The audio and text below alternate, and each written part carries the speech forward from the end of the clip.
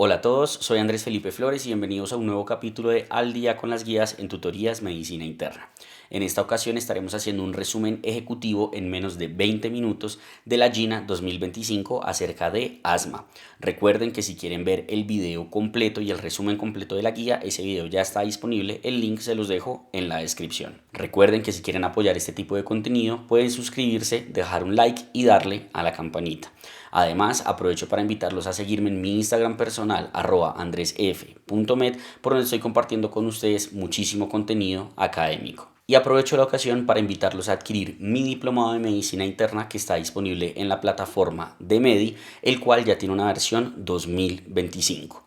Este diplomado, al igual que el resto de la oferta académica que tenemos disponible para ti, es de la más alta calidad académica, es 100% virtual y asincrónico, es altamente interactivo y tiene una certificación con validez tanto nacional como internacional, respaldado por sociedades científicas de prestigio como la Federación Médica Colombiana, que es miembro de la Asociación Médica Mundial. Si quieres adquirirlo, el link te lo dejo en la descripción, así como el link del resto de la oferta académica que tenemos disponible para ti en Medi para que lo puedas revisar. No siendo más, vamos adelante con el video. Esta, al igual que la mayoría de las presentaciones que he utilizado en los videos de tutoría medicina interna, las puedes adquirir en StudyPool. Lo primero que deberíamos mencionar respecto a esta enfermedad es su definición, y se define como una enfermedad heterogénea que se caracteriza por una inflamación crónica de la vía aérea que va a tener síntomas respiratorios. ¿Cuáles síntomas? Sibilancias, disnea, opresión torácica y tos, que van a ser variables en el tiempo y en intensidad y que se acompañan de flujo expiratorio variable. Aquí tenemos el primer cambio grande de la guía, y es que ya no habla de obstrucción variable al flujo expiratorio, sino flujo expiratorio variable, porque no todos los pacientes van a tener una obstrucción per se documentada. Varía principalmente con desencadenantes claros, infecciones, cambios de clima, entre otras, y con el tiempo, como es una inflamación crónica, pues puede haber una remodelación del parénquima pulmonar y haber ahora una obstrucción persistente del flujo. Epidemiológicamente estamos hablando de una prevalencia del 1 al 29%, pero que equivale a 300 millones de personas y 1000 muertes diarias. Clínicamente, entonces, los síntomas cardinales son los que mencionamos en la definición, que suelen ser episódicos, asociarse a desencadenantes y de predominio nocturno. Pero hay ciertas cosas que van a ir en contra, que uno siempre debe evaluar, porque pues van a haber bastantes diferenciales relacionados a esta patología. ¿Qué cosas pueden ir en contra? Que haya producción crónica de esputo, disnea persistente, dolor torácico, disnea inducida por ejercicio. El diagnóstico, ¿cómo lo vamos a hacer? Si yo tengo un paciente que creo que tiene síntomas de asma y que la historia clínica y el examen físico son compatibles, voy principalmente a buscar o una espirometría o un pico flujo para confirmar que tenga variabilidad del flujo. Esa variabilidad del flujo va a ser con una prueba de respuesta al broncodilatador, en donde yo, a través del FEP1 o el FS, voy a evaluar que haya una mejoría después del broncodilatador mayor al 12% y de 200 mililitros. O en el caso del pico flujo, ¿cierto? Voy a buscar que haya una variabilidad aumentada. Un aumento en la variabilidad. ¿Listo? Eso es lo que voy a buscar. Si yo no tengo la posibilidad de hacer un pico flujo o no es suficiente, aquí entra el segundo cambio importante de la guía, y es que dice que en el contexto de los pacientes que tengan un asma de fenotipo alérgico, si yo tengo biomarcadores elevados, principalmente lo que sería el feno y lo que serían los eosinófilos en sangre, podría llegar incluso a confirmar el diagnóstico, que es algo que pues previamente la GINA nunca había instaurado. Consideraciones, pues siempre hacer la espirometría de forma estandarizada, en caso de pico flujo siempre utilizar el mismo, y recordar que hay veces que se puede perder la variabilidad o la respuesta al broncodilatador, sobre todo en infecciones virales o si el paciente ya tiene un asma de larga data. Y esta tabla pues lo que nos determina es eso: cómo confirmamos el diagnóstico, presencia de síntomas y documentación de variabilidad del flujo expiratorio. Ya dijimos, en el caso de la espirometría con el FEP1 o el FBC, con esos valores de 12% y 200 mililitros, y en el caso del pico flujo mayor al 20%. Pero tengo otras formas: variabilidad excesiva del pico flujo en seguimiento de 2 semanas de mayores del 10%. Que haya un aumento en la función pulmonar después de 4 semanas de manejo, que tenga una respuesta a un test de provocación bronquial positiva, o que tenga una variabilidad excesiva en la función pulmonar entre visitas con el médico. La variabilidad del pico de flujo se debe hacer con 2 mediciones diarias, buscando la mejor y la peor por 1 a 2 semanas. ¿Listo? Y esta es la fórmula que utilizamos. Si yo confirmo el diagnóstico, entonces el abordaje consta de 4 pasos. El primero es determinar el control de la enfermedad. Con base en eso voy a escoger un manejo, voy a manejar las comorbilidades y factores de riesgo y voy a hacer un seguimiento y finalmente voy a determinar la severidad. Es decir, que la severidad es una clasificación retrospectiva. Nunca voy a determinar la severidad del asma sin antes haber iniciado un manejo, que pues básicamente son los mismos 3 parámetros que establece la GINA. Entonces, ¿cómo voy a evaluar el control de la enfermedad? Con 2 componentes principales. Componente número 1, control sintomático, que lo que hace es evaluar en las últimas 4 semanas cómo han estado los síntomas diurnos, los síntomas nocturnos en términos de despertares, la necesidad del uso de la terapia de rescate y qué tanta limitación ha tenido de la actividad pues, normal de su vida diaria a raíz de la sintomatología. Y puedo utilizar algunos scores que me ayuden como el ACT o el ACQ. Y el segundo componente del control de la enfermedad es el riesgo de eventos adversos, y esto es independiente del control sintomático. Es decir, un asma bien controlado debe tener no solo controlado los síntomas, sino también el riesgo de los eventos adversos. ¿Y de qué eventos adversos estamos hablando? De exacerbaciones, de obstrucción permanente y de problemas con la medicación principalmente.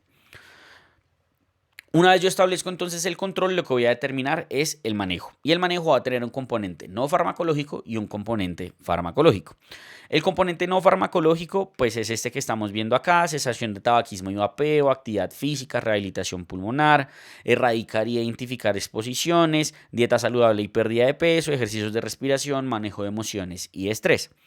Ya cuanto al manejo farmacológico, voy a tener 3 tipos de medicamento: los controladores, los aliviadores y las terapias adicionales. Los controladores previamente solo eran los corticoides inhalados, pero ahora tenemos el LABA ICS en la terapia ER o MART. Y los aliviadores, antes teníamos solo el SABA, pero ahora tenemos también el LABA ICS, específicamente Formoterol ICS o ICS Formoterol, sea como terapia ER o como terapia MART. Entonces, cuando yo voy a iniciar un manejo, hay 2 vías o 2 tracks de manejo que ofrece la guía, siendo la preferida la 1, ¿cierto? ¿Y en qué consiste ese track 1? Consiste en que voy a tener 5 pasos de manejo. El primer y el segundo paso van a ser el mismo, que es la terapia ER. ¿Qué quiere decir la terapia ER? Quiere decir que voy a utilizar el ICS Formoterol, un corticoide inhalado combinado con Formoterol, únicamente a necesidad, únicamente cuando el paciente lo necesite por síntomas. El step 3 ya va a tener la terapia MART, que básicamente la terapia MART utiliza el mismo medicamento, el ICS Formoterol, a dosis bajas de forma rutinaria, es decir, al día, ¿cierto? Y lo va a utilizar también como rescate. Cuando el paciente necesite rescatarse porque tiene un aumento en los síntomas, utiliza el mismo inhalador. El step 4 es exactamente lo mismo, pero con una dosis más alta. Y el step 5 ya es remitir a un experto, como vamos a ver ahorita más adelante. ¿Listo? Ahora, el track 2 es cuando yo no tengo la posibilidad de utilizar el track 1 y básicamente es porque no tengo disponibilidad de ICS Formoterol. Y en este caso sí están divididos los 5 pasos. Entonces en el step 1 que vamos a hacer, vamos únicamente a utilizar rescate, ¿cierto? Y ese rescate va a ser o con ICS SABA o con SABA, idealmente en conjunto con un corticoide inhalado. El step 2 es que yo voy a utilizar corticoide inhalado de mantenimiento, es decir, todos los días me pongo un corticoide inhalado, y de rescate voy a utilizar o SABA o ICS SABA. Idealmente ICS SABA, sobre todo en el step 3, que es donde más tiene evidencia. En el step 3 voy a utilizar corticoide inhalado con LABA en un solo inhalador para controlador, y de rescate voy a utilizar o SABA o ICS SABA. En el step 4 es lo mismo, pero el ICS LABA va a estar a dosis más altas, y nuevamente el step 5 es remitirlo a un experto.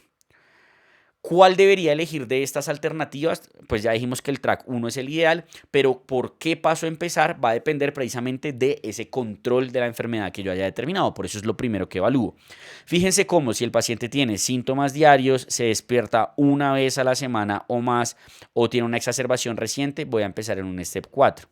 Mientras que si tiene síntomas, no todos los días, pero la mayoría, o se despierta una vez en la noche, o tiene baja función pulmonar, pero no tiene exacerbación reciente, voy a empezar con un step 3. Mientras que tiene síntomas menos de 3 a 5 días a la semana, no tiene alteración de la función pulmonar, voy a empezar con un step 2 o un step 1. Una vez yo inicio entonces el manejo, lo que voy a hacer es un seguimiento.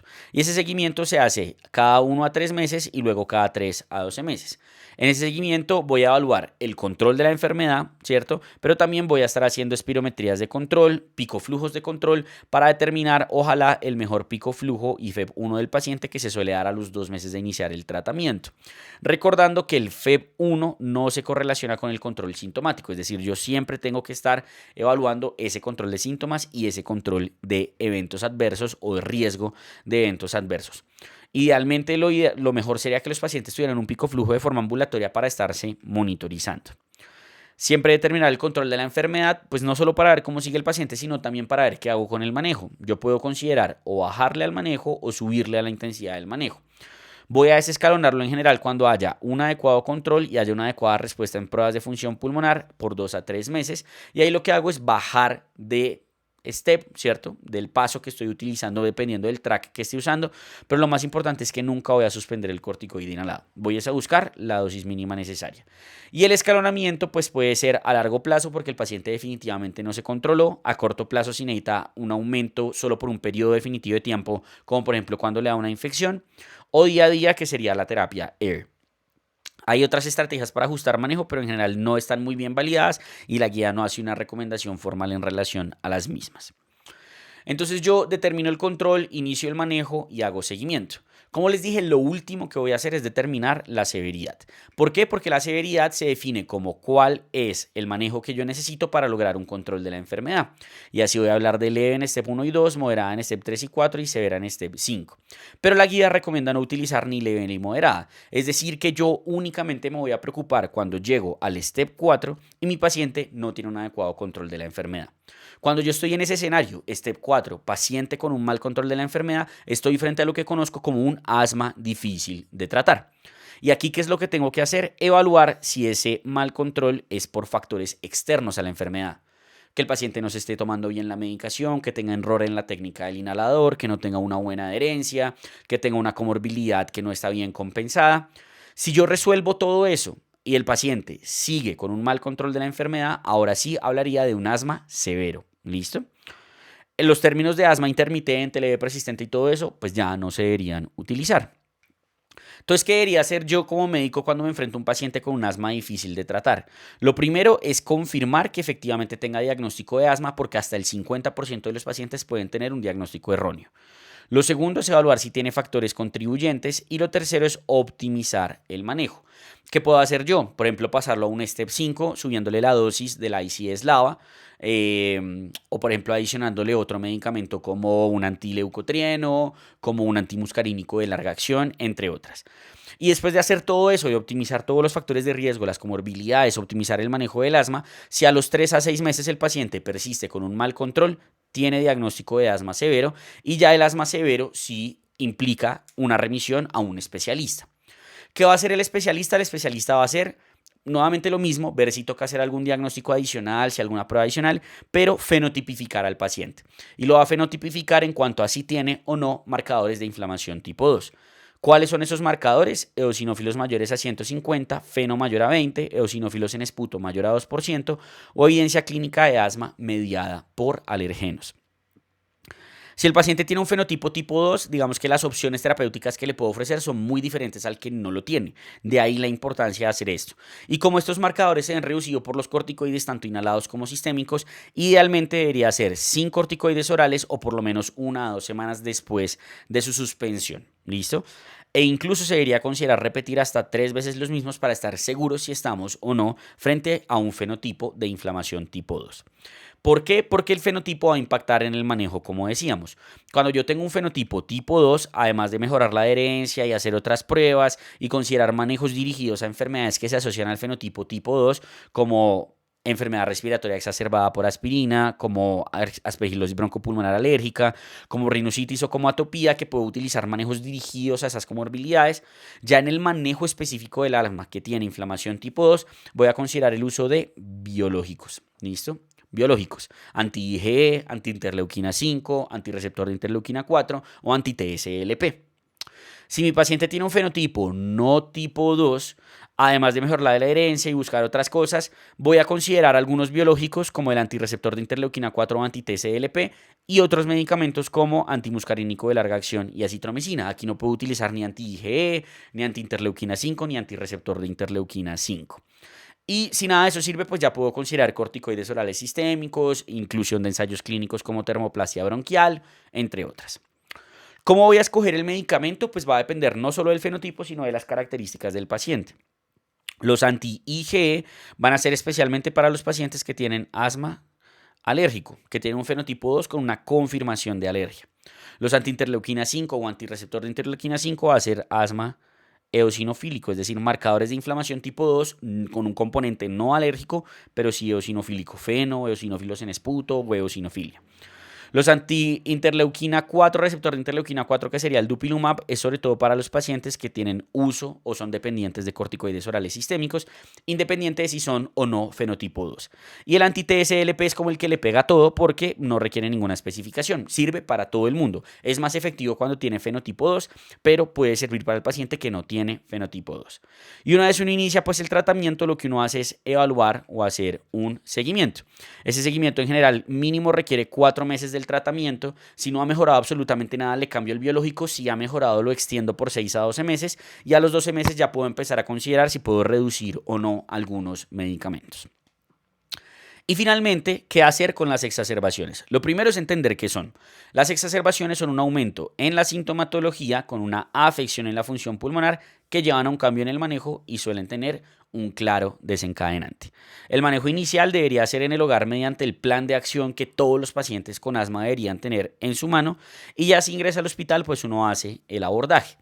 ¿Qué es el plan de acción? El plan de acción es que el paciente, en primer lugar, se le educa y se le entrena en reconocer cuándo se está exacerbando, es decir, cuando tiene un aumento en los síntomas y también cuando tiene un deterioro en la función pulmonar, idealmente con un pico flujómetro.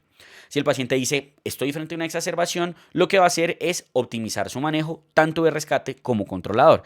¿Y cómo se va a hacer eso? Pues depende de si está en el track 1 o en el track 2 y depende en qué paso esté. Entonces, una gráfica como esta, uno se la entrega al paciente impresa y le dice, vea, haga esto. Si después de hacer esto usted ve que no está mejorando o que lleva 48 horas y los síntomas siguen iguales, pues venga al hospital. ¿Listo? Si el paciente asiste entonces al servicio de urgencias, lo que uno va a hacer es una muy buena historia clínica para determinar pues cómo se está comportando esta exacerbación, qué tan grave es y cuál es la posible etiología, infecciosa, contaminación, mala adherencia al manejo, lo que sea, ¿cierto? Y una vez yo hago eso, lo que hago es clasificar la severidad de la exacerbación. Puede ser leve o moderada o puede ser severa y va a depender de varias cosas. Si el paciente solo puede hablar en palabras, si el paciente necesita inclinarse hacia adelante, si el paciente está agitado, si tiene respiratoria mayor a 30, cardíaca mayor a 120, signos de dificultad respiratoria, de saturación o un pico flujo menor al 50%, con cualquiera de esas es severa. Si no tiene esas, pues va a ser leve o moderada. ¿Y de qué va a constar el manejo? Va a constar en primer lugar de broncodilatadores de corta acción, en donde lo que va a utilizar es salbutamol, ¿cierto? Normalmente van a ser 4 puffs cada 20 minutos por 1 hora y después de eso evalúo. En la severa lo que cambia es que le voy a adicionar un SAMA, como un bromuro hipratropio, en el mismo esquema, ¿cierto? También les voy a poner siempre corticoides orales. Y esos corticoides orales van a ser de 1 miligramo por kilo con una dosis máxima de 50 miligramos por 5 a 7 días. Oxígeno si lo necesitan, antibióticos si lo necesitan para los dos, y lo otro que cambia en la severa es que puedo considerar magnesio endovenoso. Y después de eso voy a estarle haciendo un seguimiento cercano a mi paciente para ver si responde, si no responde, sobre todo al pico flujo, porque fíjense que si yo tengo un pico flujo del 60 al 80%, puedo considerar darle salida a mi paciente, mientras que si está menor a 60%, muy probablemente debería continuar un manejo y una vigilancia intrahospitalaria. Y con eso terminaríamos este resumen ejecutivo de la GINA 2025. Espero que les haya gustado y si quieren seguir aprendiendo con nosotros lo pueden hacer con el video que está en sus pantallas.